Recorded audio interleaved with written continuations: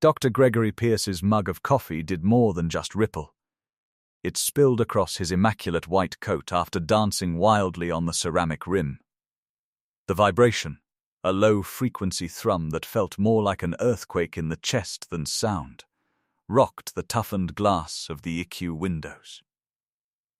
At the nurse's station, papers were swept off the desk, and monitors flickered, causing chaos. A typical medical transport was not what this was. The hospital alarms were muffled by the characteristic, ominous whump-whump of hefty rotors. Outside, the helipad, where the no-parking paint was being crushed by unlawful landing gear, was illuminated by floodlights that pierced the rain. It was a matte stealth black Sikorsky, a 60 Black Hawk, without a tail number. Dr. Pierce knew with a deep dread that the frantic woman in bed 4 was not experiencing a panic attack when the side doors slid open and 6 armed people in tactical gear quickly ascended onto the roof. He had just signed his own professional death sentence, and she was the most important person in the building. The ER at St. Jude's Medical Center in Seattle was running at its typical frantic pace 2 hours prior to the windows shaking. Overdoses, auto accidents, and the typical onslaught of flu symptoms were all common on Friday nights. In the waiting room, Sarah Jenkins sat in a plastic chair, clutching the armrests with white knuckles. Sarah appeared unremarkable to the untrained eye. She wore baggy sweatpants, faded sneakers, and a grey sweater. She was 42. She had a pale face that was sticky with cold sweat, and her hair was pushed back in an untidy bun. She wasn't causing any trouble. Unlike the man 3 seats back with the fractured ankle, she wasn't screaming. Unlike the woman who claimed to have a spider bite on her neck, she wasn't clamoring for attention. Sarah said nothing. But there was a war going on inside her chest. She looked at her timepiece. When she was at rest, her heart rate was 140 beats per minute. Based on the pounding in her ears, she estimated that her blood pressure was falling. She could feel the familiar weight on her chest, something sharper and more fluid than a heart attack. A triage nurse called out, "Jenkins, Sarah," with a bored tone. Sarah stood up, swaying slightly. She steadied herself against the wall and walked to the triage booth. The nurse, a young woman named Tiffany, who was chewing gum aggressively, didn't look up from her screen.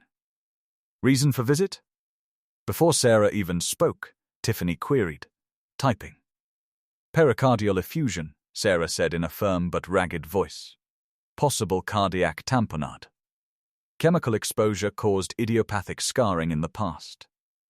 I need a bedside echo and a stat troponin workup," Tiffany said, pausing her typing. Her eyes narrowed as she slowly looked up, taking in Sarah's cheap sneakers, hoodie, and lack of makeup. She then glanced at the screen that displayed Sarah's insurance information, standard state-provided care. "So, you're a doctor now?" With a sly smile on her face, Tiffany inquired, "Or did you simply spend the entire night on WebMD?" "I'm a nurse," Sarah said, leaning heavily on the desk as a wave of dizziness hit her. "I spent 20 years in trauma and critical care. I know the symptoms. My heart sounds will be muffled. My jugular veins are likely distended. Please, I need to see a physician immediately." Tiffany rolled her eyes. "Look, honey, everyone who comes in here with chest pain thinks they're dying. Anxiety presents with shortness of breath and rapid heart rate. We're full. Take a seat. We'll call you when a bed opens."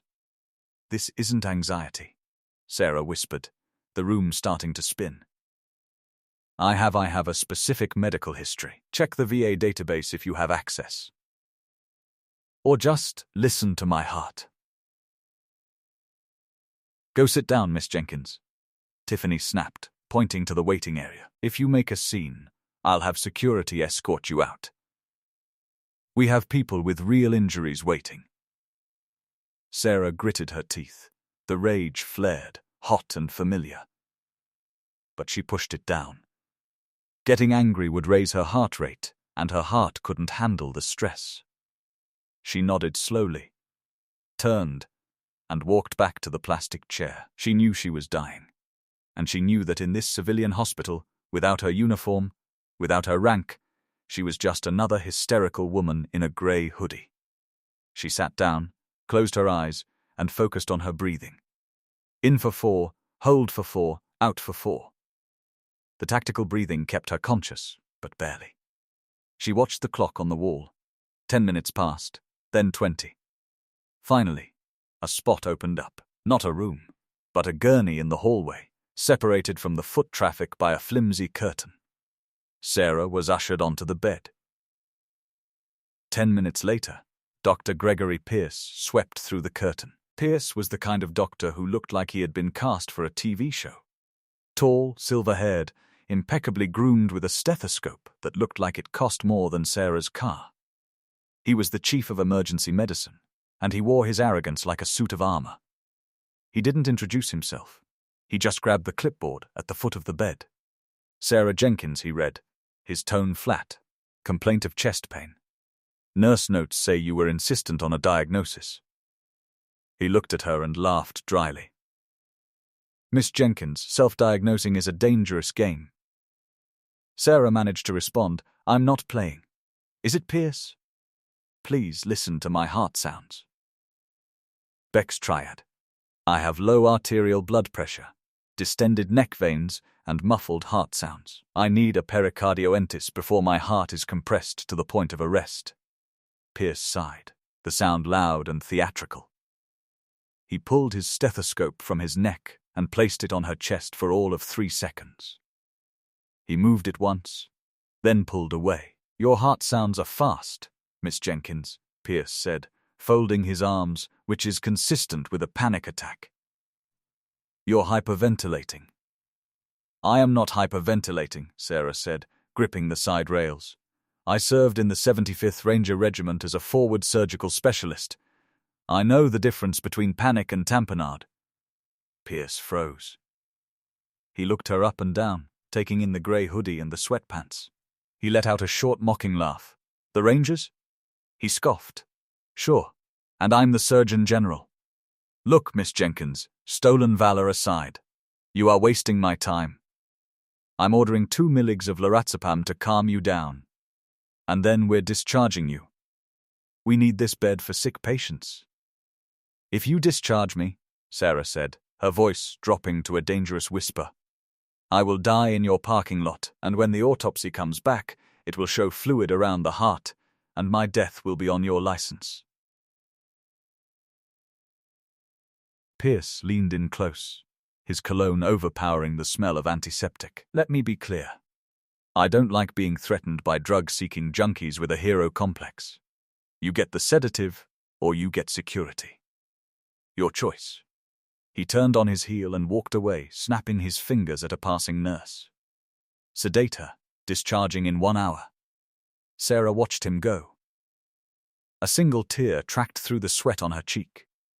She wasn't crying from fear. She was crying from frustration.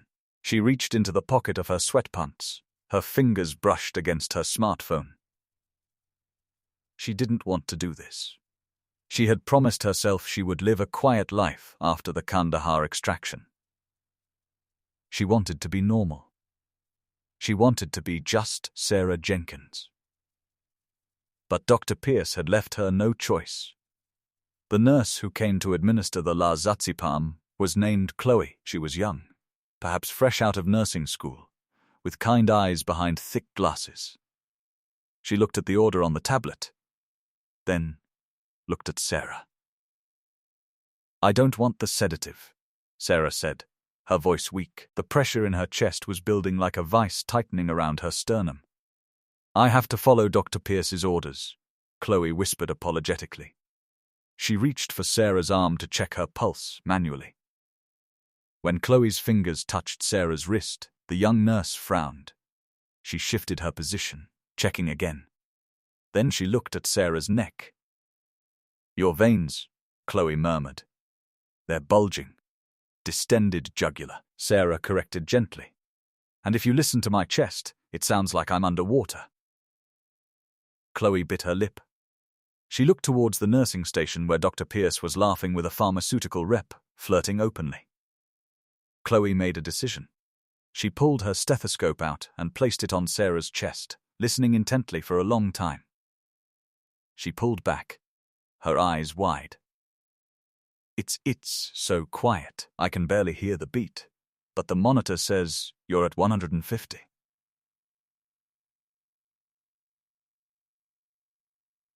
Fluid is blocking the sound, Sarah explained. The sac around my heart is filling with blood, or fluid. It's squeezing the heart so it can't pump. That's why my pulse is weak. I need to tell him, Chloe said, panic rising in her voice. He won't listen, Sarah said. He thinks I'm a junkie. Chloe shook her head. No, this is real. She turned and ran towards the desk. Sarah watched through the gap in the curtain. She saw Chloe approach Dr. Pierce. She saw the young nurse gesture urgently towards the hallway. She saw Pierce's face darken with annoyance. He waved a hand dismissively, not even looking away from the rep. Chloe persisted. She pointed at the monitor. Finally, Pierce slammed a file down on the desk and turned on Chloe. His voice carried down the hall. Am I the attending here, or are you? I told you she is having a psychosomatic episode. If you bother me with this again, I'll have you written up for insubordination. Give her the damn Ativan. Chloe shrank back, humiliated. The other nurses looked away, afraid to challenge the chief. Pierce stormed over to the hallway bed, ripping the curtain back so hard the rings screeched against the metal track. You. He pointed a finger at Sarah. You are disrupting my ER. You are manipulating my junior staff. I am cancelling the sedative. You are being discharged immediately. Get up. Sarah tried to sit up, but the world tilted violently. Her vision grayed out at the edges. I can't stop the drama. Pierce spat. Security. I need an escort in hallway B. 2 burly security guards began walking down the corridor. Sarah realized this was the end of the line for civilian protocol. She had tried to play by their rules. She had tried to be polite. But Dr. Gregory Pierce was going to kill her to protect his ego. Chloe, Sarah whispered. The young nurse was standing nearby, looking terrified. Yes, Chloe stepped closer, ignoring Pierce's glare. I need you to do one thing for me, Sarah said, her breath hitching. I need you to not let them move me for 3 minutes. I can try, Chloe stammered. Sarah reached into her pocket and pulled out an old ruggedized flip phone. It wasn't her smartphone. It was a dense black device, with no screen, just a keypad and a single red button. It was a relic from a life she had left behind. A secure satellite uplink given to Tier 1 operators and high V-value assets who held information critical to national security. She hadn't turned it on in 4 years. What is that? Pierce sneered. Calling your dealer. Sarah flipped the device open. The small light on the top pulsed green, locking onto a satellite signal instantly. She pressed the red button and held it to her ear. There was no ringing, just a click and then a voice. Clear, cold, and immediate. Asset ID. Sierra Juliet 19er. Authentication broken arrow. Sarah's voice changed. The weakness remained, but the tone was pure command. There was a pause of less than a second. Voice print confirmed. Major Jenkins. Status. Medical emergency. Critical failure. Civilian facility is hostile and refusing treatment. Condition, cardiac tamponade. I have maybe 20 minutes. Location, St. Jude's Medical Center, Seattle, a hallway. Hold the line, Major, routing to General Davidson. Dr. Pierce stared at her. For the first time, a flicker of confusion crossed his face. The way she spoke, it wasn't the rambling of a crazy woman. It was the clipped, efficient dialect of the military. Who are you talking to? Pierce demanded, stepping forward to grab the phone. Don't touch her, Chloe shouted, stepping in front of the doctor. It was a shocking act of defiance. Get out of my way, you stupid girl. Pierce growled. He shoved Chloe aside and reached for Sarah. Sarah looked him dead in the eye. "If you touch this phone, you will be committing a federal felony." Pierce hesitated, his hand hovering inches from her face. On the other end of the line, a new voice spoke. It was a deep, growly baritone that Sarah hadn't heard since the mountains of Afghanistan. "Sarah, this is Iron Mike. General Michael Davidson, Chairman of the Joint Chiefs of Staff." "Mike," Sarah wheezed, the darkness closing in on her vision. "I'm going down. They won't treat me. They think I'm a junkie. Who is they?" Davidson's voice was low and terrifyingly calm.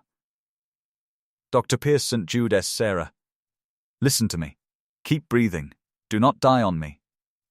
We are 40 me out conducting drills at Lewis McCord. I'm redirecting the bird. I have a ghost team airborne. I don't have time for a transport." Sarah gasped. "We aren't transporting you, Major. We're bringing the hospital to you, and God help anyone standing in your way." The line went dead. Sarah let the phone drop to her chest. She looked up at Dr. Pierce, who was now signaling the security guards to grab her. "Get her out of here," Pierce ordered. "Drag her if you have to." "You're making a mistake," Sarah whispered, her eyes rolling back as consciousness began to slip. "The only mistake," Pierce said, grabbing her arm, "was letting you in here." As the security guard's hand clamped onto her shoulder, a sound began to build in the distance. A rhythmic thumping. It started low, vibrating the instruments on the trays. Then it grew louder and louder. The glass of water on the bedside table began to ripple. The noise became a physical force. The entire emergency room froze. Patients stopped moaning. Nurses stopped typing. The vibration rattled the ceiling tiles, sending dust motes dancing into the sterile air. "What is that?" a resident asked, looking at the ceiling. "Earthquake?" someone suggested. "No," Dr. Pierce muttered, looking at the window. That's a helicopter, but the helipad is reserved for medevac only, and we have no inbound flights." He marched to the window that looked out over the ambulance bay and the lower roof structure. What he saw stopped his heart. A massive black shape was descending out of the storm clouds. It wasn't the red and white of a medical chopper. It was a beast of war, a modified MH-60 Black Hawk, bristling with antennas and external fuel tanks. It didn't have lights on. It was flying dark until the last second, when blinding floodlights snapped on, bathing the hospital roof in pure white illumination. "What the hell?" Pierce breathed. Back in the hallway, the security guard, a man named Gary, who was just doing his job, looked down at Sarah. She was unconscious now, her head lolling to the side. "Doctor," Chloe screamed. "She's coding. No pulse." Gary let go of Sarah immediately, backing away. "I didn't do it. She just went limp." Pierce turned from the window, his face pale. The noise outside was deafening now. He ran back to the hallway. "Get the crash cart, epinephrine. Start compressions." "You said she was faking it," Chloe yelled, tears streaming down her face as she climbed onto the gurney and began chest compressions on Sarah. Crack! Crack! The sound of ribs straining under the force. "Shut up and pump," Pierce yelled. He grabbed the paddles. Suddenly, the double doors at the main entrance of the ER, the ambulance bay doors, burst open. They didn't just glide open. One of them broke when they were kicked open with such force. Even though the helicopter made a loud noise, there was complete silence when the people entered the room. There were 6 males inside. They had helmets with quadnocular night vision goggles turned up, multicam black body armor, and full tactical assault gear. They carried short-barreled rifles that were held at low ready with practiced ease rather than aimed at the patients. They sported a sleek, simplified ghost emblem on their shoulders instead of unit patches. One man, not wearing military gear, led them. He was dressed in a star-studded bomber jacket and a drenched flight suit. Iron Mike Davidson, General Michael. He had the appearance of a man who ate rock for breakfast. Secure the room, Davidson barked. His voice boomed without a megaphone. 2 of the operators peeled off, blocking the exits. 2 more moved to the nurse's station, their presence alone silencing the phones. Where is she? Davidson roared, scanning the room. Dr. Pierce stood frozen by Sarah's bed, the defibrillator paddles in his hands. He looked at the armed men, then at the general. You can't be in here with guns. This is a sterile environment. Davidson didn't even look at Pierce. He looked at the woman on the bed. He saw Chloe doing compressions. Doc! Davidson yelled to one of the men in tactical gear behind him. You're up! One of the soldiers, the medic, slung his rifle behind his back and sprinted forward. He wasn't just a combat medic. He was a rescue jumper. Psh! One of the most elite medical providers on the planet. He shoved Pierce aside with a force that sent the chief of medicine stumbling into a cart of gauze. Clear out. Good compressions, the PJ growled, glancing at Chloe. Continue. The PJ looked at Sarah's swollen neck veins and tore open a huge medical kit that was fastened to his leg. Classic tamponade. She's crashed, General. I need to decompress immediately. Do it, Davidson said, standing guard at the foot of the bed. You can't do a procedure here, Pierce stammered, trying to regain his authority. I am the chief of General Davidson, turned slowly. He walked up to Dr. Pierce until he was inches from his face. The general was 6'4", a towering wall of intimidation. I don't care if you are the King of England, Davidson said, his voice dangerously low. If you say one more word, I will have you arrested for treason and obstruction of a federal asset. You ignored a decorated major. You let a hero die in your hallway. She said she was a nurse, Pierce whispered, trembling. She is the best damn combat nurse the army ever produced, Davidson spat. She's saved more lives in one tour than you will in your entire miserable career. Behind them, the PJ shouted, Needle is in. Drawing back. Everyone looked. A massive syringe was inserted directly into Sarah's chest just below the sternum. The PJ pulled the plunger back. Dark crimson fluid filled the barrel.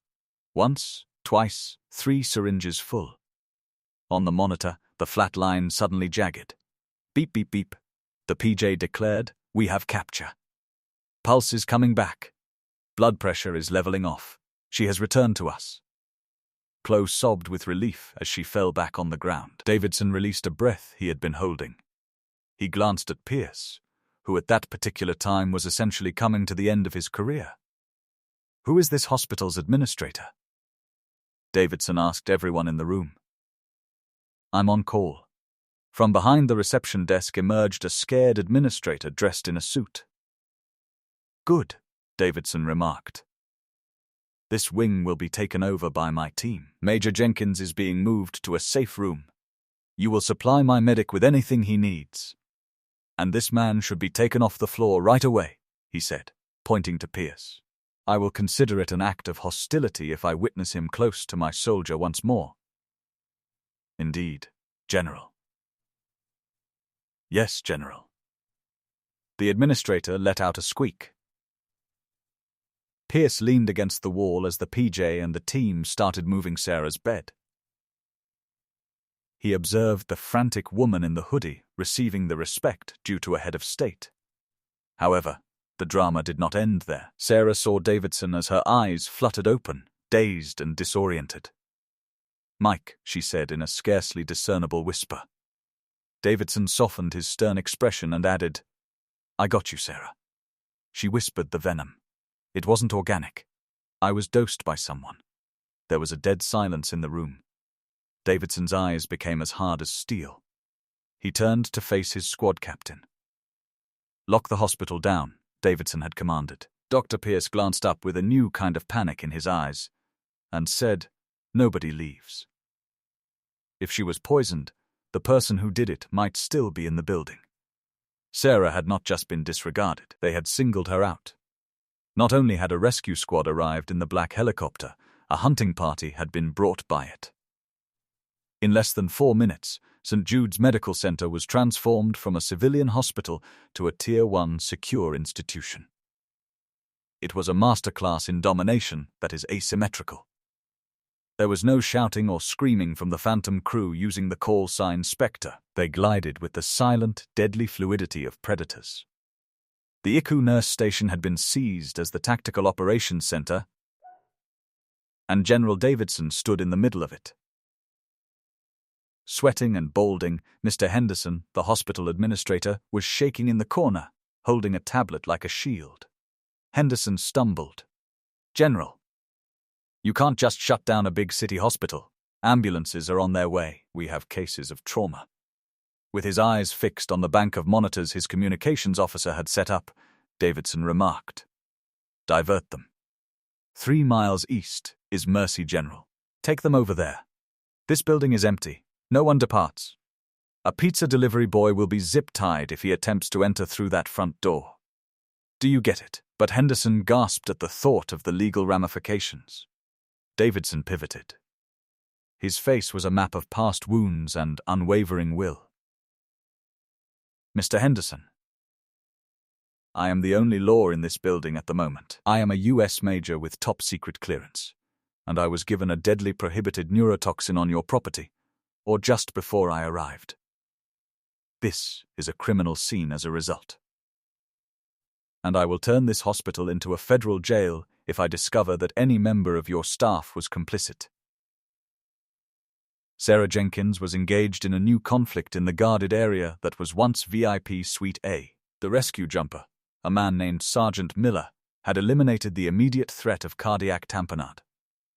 Her blood pressure had returned to normal, the fluid had been evacuated, and her heart was beating freely. However, the poison was now entering her body. Sarah's complexion was the color of ash as she lay leaning against pillows. Her sharp eyes scanned the room while an IV line pumped fluids into her arm. She murmured, "Report," as Davidson came in. Sarah Davidson said, "The perimeter is secure," as she drew a chair near the bed. "We have eyes on every exit. The roof is held by the helo crew. The ground floor is locked. Now tell me, who did this?" Sarah breathed deeply. "Chimera Project."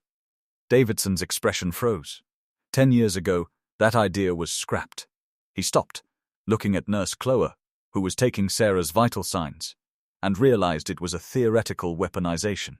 "It's okay," Sarah's words were. Chloe looked down, her hands trembling a little as she adjusted the drip, saying, "She saved my life. She stays." She had the impression that she had entered a spy film. But it was all too real because of the fear in Sarah's eyes. Sarah went on, her voice growing a little louder. It wasn't scrubbed. Aegis Dynamics, a contractor, went private. A binary chemical has been being tested. Part A is not dangerous. You consume it through food or drink. For days it remains inactive. Part B can be a secondary chemical, a catalyst, or a particular frequency trigger. You were also made public. Sarah said I was meeting a whistleblower, a child from their laboratory. He felt afraid. 3 blocks away from here, we met in a diner. The coffee was consumed by me. My chest felt like it was blowing up 10 minutes later. The child did not survive. He was leaving the bathroom when I observed a man in a blue windbreaker stumble into him. In the parking lot, the child passed out. "Why are you here?" Davidson inquired. "Why not give us a call right now?" Sarah said, "I couldn't risk the signal being intercepted until I was in a hard structure. Furthermore, I didn't anticipate reaching the extraction stage. The only choice was St. Jude's. I believed that I could simply stabilize myself." Davidson murmured ominously. "And instead, you ran into Dr. God Complex." "He's where?" Sarah inquired. "Pierce." Dr. Davidson pointed to the corridor. "They're debriefing him in the break room right now. My men are making sure he realizes how serious his carelessness is." Sarah said. Bring him here. You need to sleep, Sarah. Mike, bring him here. I need him to respond to a question. And I need to see his face. A little later, a Spectre operator led physician Gregory Pierce into the room. The haughtiness had vanished. Pierce's face was pallid, his immaculate white coat rumpled, and he appeared shrunken. He glanced around the room's military gear before turning to face Sarah. Pierce said, his voice shaking, Miss Jenkins, I was unaware of your status. Sarah interrupted him in a cold voice. If I had known if I had been a civilian, I would be dead by now. Doctor, isn't that the point? You didn't have to be aware of my rank. All you had to do was listen to a patient. Pierce glanced at the ground. I gave a panic presentation according to protocol. No. From the corner, Chloe raised her voice, shocking everyone, including herself. Doctor, you didn't. For chest pain, protocol requires a thorough examination. The enzymes were omitted. You did not listen to the echo. She was profiled by you. Pierce gave Chloe a gaze that was devoid of its typical venom. He was vanquished. Sarah leaned forward a little and murmured, Dr. Pierce. Recall the waiting area prior to my return. Have you seen anyone? Who didn't appear ill? Is anyone keeping an eye on the triage desk? Pierce scowled, feeling compelled to assist, if only to protect himself. There was mayhem. Friday night as usual. Drunks flew. He hesitated. A male, possibly a delivery driver, was present. Despite wearing a uniform, he was not making any deliveries. He was merely observing the patient board while standing close to the vending machines. Davidson barked. Pierce stated, average height, blue windbreaker, baseball cap. I believe he had a scar on his chin. Sarah gave Davidson a look. He's the one who cleans. He is present. Davidson's hand fell to his thigh on the sidearm. Until he verified the kill, he would not depart. According to Sarah, the poison mimics a heart attack. To be compensated, he must see a body bag, if he noticed the lockdown and the chopper. Inside, he is imprisoned. Davidson completed the phrase. The room's lights abruptly flickered. The ventilation system's hum died. The hallway's monitor screens went dark. There is no power. The yell originated in the corridor. The generators ought to start up. From the corridor, Henderson's voice sobbed. Why do the backups not run? Davidson snarled because they had been undermined. His radio was keyed. Spectre is true to every point. In power, we are black. Change to NVGs. In the wire, we have an adversary. I'll say it again. The perimeter is hostile. It was completely black inside the hospital. The storm raged outside. The windows are being battered by rain. The only sources of light inside were the dim, battery-operated backup lights on the life support machines and the unsettling green glow of the tactical team's night vision goggles. Sarah took hold of Davidson's wrist. Let him come, Davidson replied, unholstering his handgun. He's coming to finish it. He knows I'm in the ICU. He just walked into a kill box. But Sarah knew something Davidson didn't. The cleaner wasn't just a hitman. He was an exasset, too. He knew how teams like Spectre worked. He wouldn't come through the door. He would come through the walls. Chloe, Sarah whispered in the dark, get under the bed now. The darkness of the hospital was heavy, suffocating. The silence was broken only by the rhythmic hiss-click of the ventilator on the patient in the next room and the squeak of tactical boots on linoleum. Dr. Pierce was paralyzed with fear. He was standing near the door when the lights went out. He couldn't see anything. Don't move, the Spectre operator guarding the door whispered. Stay low. Pierce dropped to his knees. For the first time in his life, his medical degree, his money, and his reputation meant absolutely nothing. He was prey. 3 floors down in the basement maintenance tunnels, the man known as the cleaner wiped grease from his hands. He had cut the main line and the backup linkage. He had maybe 10 minutes before the military engineers bypassed his sabotage. That was enough. He stripped off his blue windbreaker.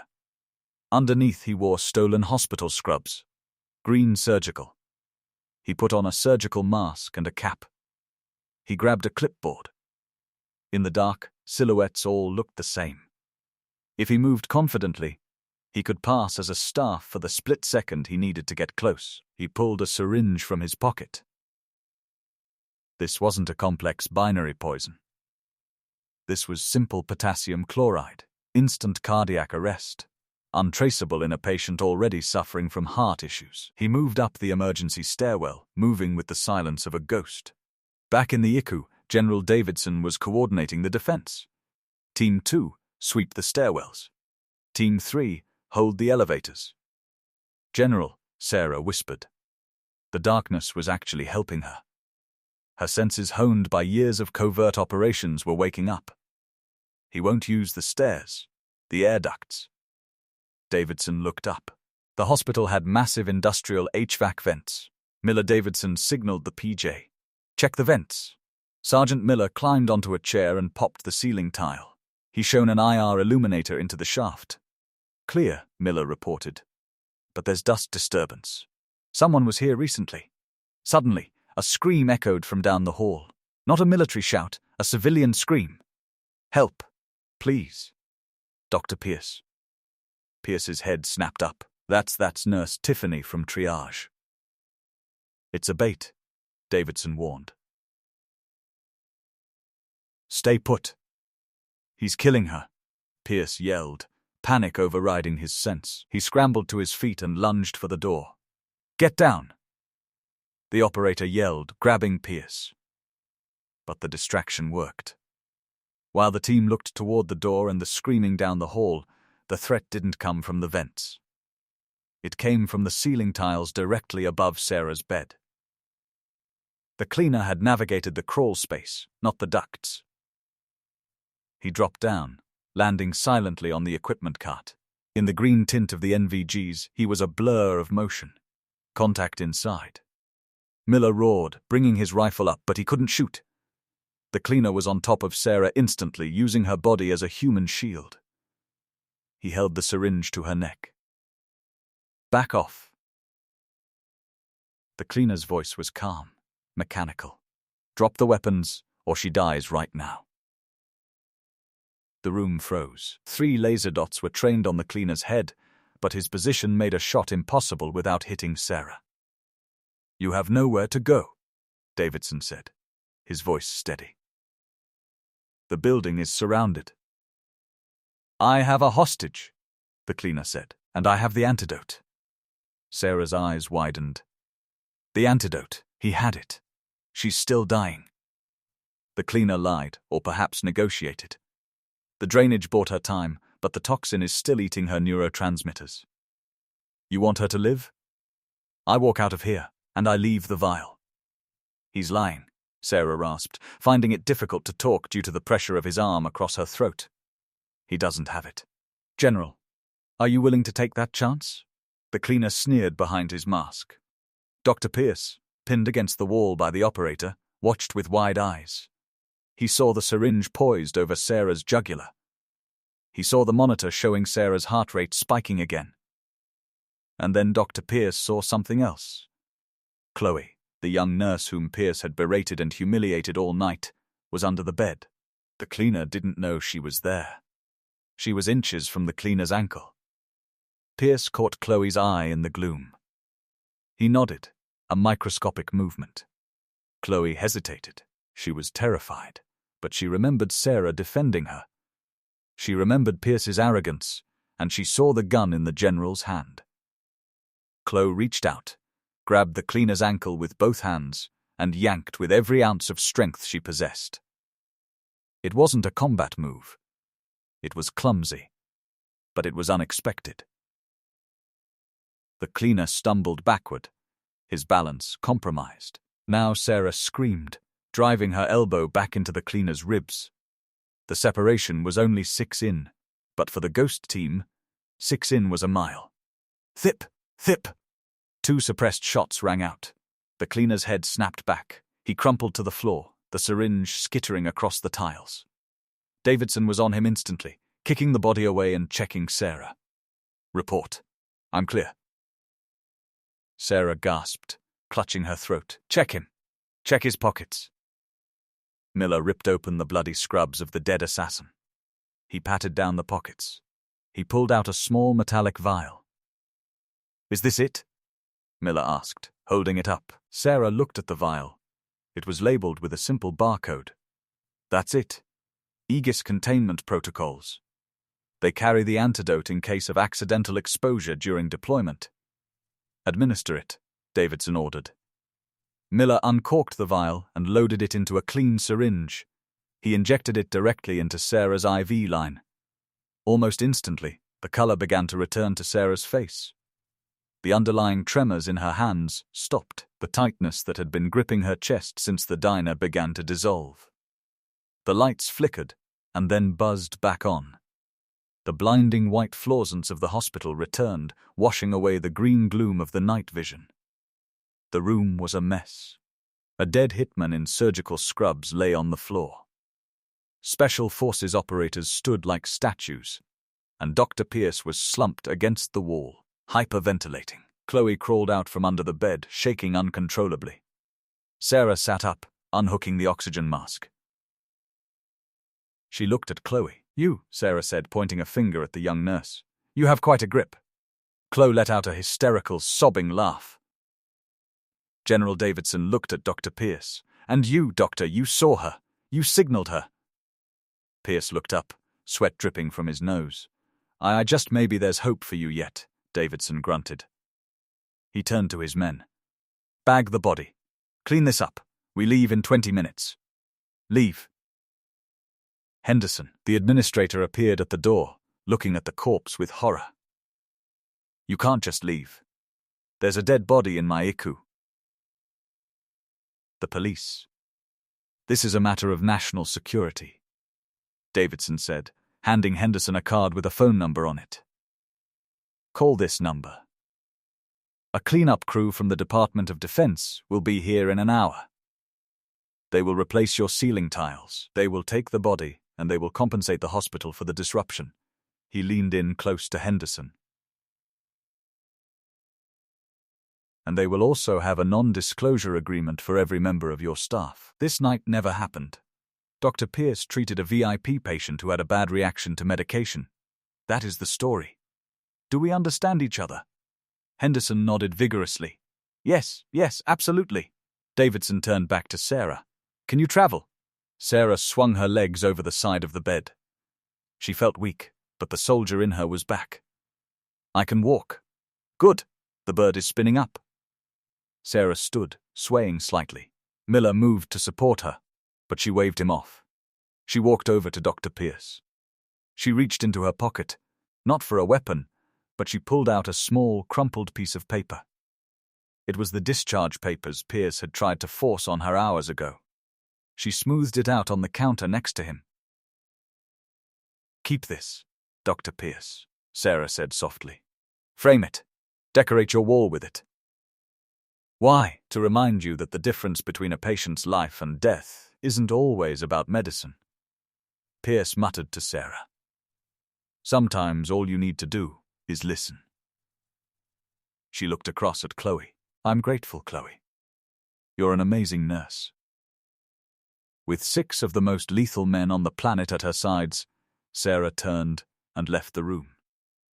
They went up the stairs to the roof, past the smashed glass of the emergency room doors, past the astonished workers, and through the hallway. It was no longer raining. The black helicopter's blades were slicing through the darkness. Davidson assisted Sarah in getting into her seat as she climbed on board.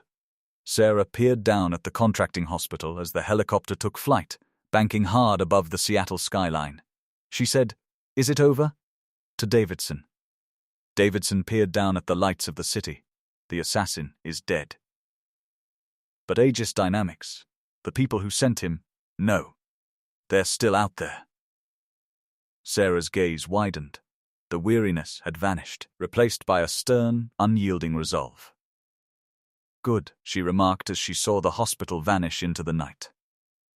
Because I'm feeling much better now. The rain drummed rhythmically against the safe house's reinforced glass, echoing the anxiety within. Nestled deep in the slopes of the cascade, the building was more of a bunker, a steel and concrete stronghold intended for ghosts, than a home. The blue glow of a laptop screen and the roaring fireplace were the only sources of light inside. 3 weeks had passed since St. Jude's Medical Center was under siege. At the massive wood table sat Sarah Jenkins. The change was remarkable. The grey-hooded, pallid, shaking woman who had almost died in the emergency room was no longer there. A woman with icy determination and sharp angles took her place.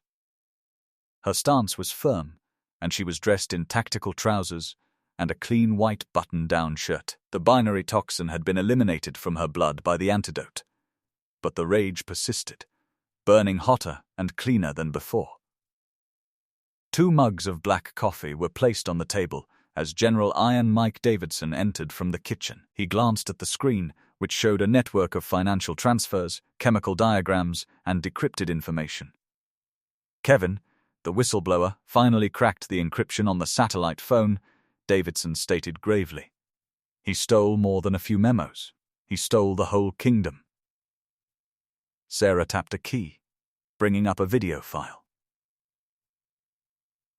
It wasn't a defect, Mike. Project Chimera wasn't a failed experiment. It was a product launch. The files revealed a terrifying truth. Aegis Dynamics, led by defense mogul Elias Grant, hadn't been developing a battlefield weapon for the military. They were creating the ultimate assassination tool for the highest bidder, a binary neurotoxin that mimicked a natural myocardial infection, a heart attack. No bullet holes, no radiation, no poison residue that a standard coroner would look for. It was a delete button for political rivals, whistleblowers, and inconvenient spouses.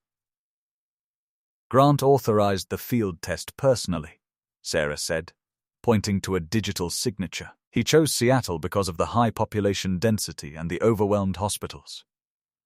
He wanted to prove the toxin could kill in a high-noise environment without raising alarms. Kevin was the loose end.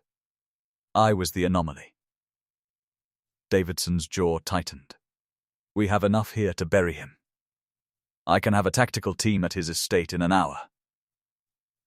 We bag him, drag him to a black site, and let him rot. Sarah stood up, walking to the window to watch the storm.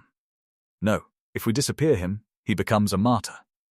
His lawyers will spin it as government overreach. The technology will still be sold on the black market by his subordinates. To kill the snake, we have to cut off the head in the public square. Tonight is the future of defense. Gala, Davidson noted. Grant is announcing his retirement. He plans to hand the company to a board of trustees and walk away with billions, clean as a whistle. Then we go to the gala, Sarah said, turning back. Sarah, the convention center will be a fortress. Grant has private security, ex-us mercenaries. They won't let us near the stage. Sarah walked over to a duffel bag on the couch. She unzipped it slowly. Inside lay her Class A dress blues, the fabric dark and pristine. Beside the uniform sat her ribbons, her medals, and the gold oak leaves of a major. They are mercenaries, Mike, she said softly, running a hand over the uniform. They fight for a paycheck. We fight for the patient. And tonight, the American public is the patient. 2 hours later, the streets of downtown Seattle were slick with rain. A convoy of black SUVs moved through the traffic with aggressive purpose. But as they merged onto the highway towards the convention center, they were not alone. From the on-ramp, a police cruiser, lights flashing, pulled in front to escort them. From the rear, an ambulance from St. Jude's Medical Center fell into formation. Then a fire truck. Then another ambulance from Mercy General. General Davidson hadn't just mobilized the strike team. He had activated the Brotherhood of the First Responders. The police, fire, and medical communities had heard the story of the nurse who was targeted, and they were rolling out in a silent phalanx of solidarity. Inside the lead SUV, Sarah adjusted her tie in the rear-view mirror. She looked every inch the officer she was. Spectre 1 to asset. A voice crackled in her earpiece. It was Sergeant Miller, the rescue jumper, who had saved her life. He was positioned in a surveillance van 2 blocks away. We have tapped the convention sense ARV system. We are green on the override. The convoy pulled up to the red carpet, scattering vowels and stunning the paparazzi. Security guards in dark suits moved to intercept, hands hovering near concealed weapons. Sarah stepped out. The rain caught the gold on her shoulders. She didn't look at the guards. She looked through them. Behind her, Davidson emerged in full uniform, flanked by 4 armed operators from the Ghost team, and behind them, a surprise. Dr. Gregory Pierce, wearing his white coat, looking terrified, but resolute, standing next to Nurse Chloe. The lead security guard stepped forward. This is a private event. You cannot stand aside, son. Davidson. Med. His voice carrying the weight of absolute authority. You are obstructing a federal operation. Unless you want to spend the rest of your life in Leavenworth, you will let the major pass. The guard looked at the general, then at the wall of police and firefighters behind them. He stepped back. Sarah marched through the lobby, her heels clicking on the marble. The gala was a sea of tuxedos and designer gowns. As Sarah entered the main ballroom, the room fell silent. The crowd parted, confused by the sight of a decorated officer marching towards the stage with a grim-faced entourage. On stage, Elias Grant was in the middle of a toast. He was handsome, silver-haired, and oozing charisma. And so, security is a promise, Grant said, raising his glass. A promise that the double doors slammed shut behind Sarah's team. Grant froze, shielding his eyes against the spotlight. Major, Grant called out, his smile faltering. I believe you're lost. This isn't the VFW. Sarah didn't stop until she reached the foot of the stage. Miller patched her lapel mic into the ballroom speakers. Her voice boomed, drowning out the murmurs of the crowd. You promised security, Mr. Grant, Sarah said, her voice icy. But you sold murder. Cut her mic, Grant hissed to the stage hands. Security. Get this woman out of here. Your security stands down, Sarah said calmly. Because they know what you are. Grant laughed, a nervous hollow sound. I am a patriot. I have supplied the shield of freedom for 30 years. You supplied Project Chimera, Sarah counted. A weapon designed to mimic natural death. You tested it on innocent civilians in this city. You killed a 24-year-old boy named Kevin because he had a conscience. Lies, Grant roared, his face turning red. Where is your proof? This is slander. Sarah smiled. It was the smile of a hunter who had just sprung the trap. I don't need to prove it, Elias, she said. You already did. She pointed to the massive screen behind him. Miller. Now. The Aegis Dynamics logo vanished. In its place, a grainy high-definition video appeared. It was security footage from Grant's own office. The ballroom gasped. On screen, Grant was on the phone, his voice crystal clear. Execute the test in Seattle, the video, Grant said, casually signing a document. If the boy talks, send the cleaner. Make it look like an overdose. I want the cartel funds in the Cayman account by Friday. The real Elias Grant stumbled back, tripping over a monitor cable. He looked small, pathetic, and utterly exposed. The silence in the room was deafening. That is AI.A deep fake, Grant yelled, gesturing at the screen. The U.S. Marshals don't think so, Sarah said. From the wings of the stage, 4 federal marshals emerged, weapons drawn. Elias Grant, Davidson announced, stepping onto the stage. You are under arrest for treason, conspiracy to commit capital murder, and domestic terrorism. As the handcuffs clicked around Grant's wrists, the spell broke. Flashbulbs erupted like lightning. The press, sensing blood in the water, surged forward. Sarah didn't stay for the show. She turned and walked back down the aisle. Near the exit, she passed Dr. Pierce. The arrogant doctor met her eyes and gave a slow, humble nod. It was an apology. It was respect. Sarah nodded back, pushed open the doors, and walked out into the cool night air. The rain had stopped. The stars were finally out. 6 months later, the grey rain of Seattle had finally given way to golden sunlight. Sarah Jenkins sat on a waterfront bench overlooking the Puget Sound. She wasn't wearing a hospital gown or a dress uniform, just a leather jacket and jeans, looking vibrant and alive. General Davidson sat down beside her, handing her a folded newspaper. The headline screamed, "Victory, defense contractor convicted, Aegis Dynamics dismantled." The jury didn't hesitate, Davidson said quietly. Grant is facing life without parole. Every CDC stockpile now contains the antidote, and the poison data has been erased. Sarah nodded, at last feeling less burdened. What about the hospital? Dr. Pierce stepped down. Davidson answered.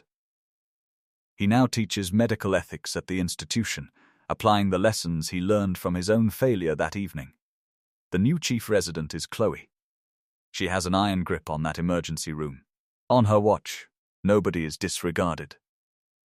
He gave the page's bottom a tap.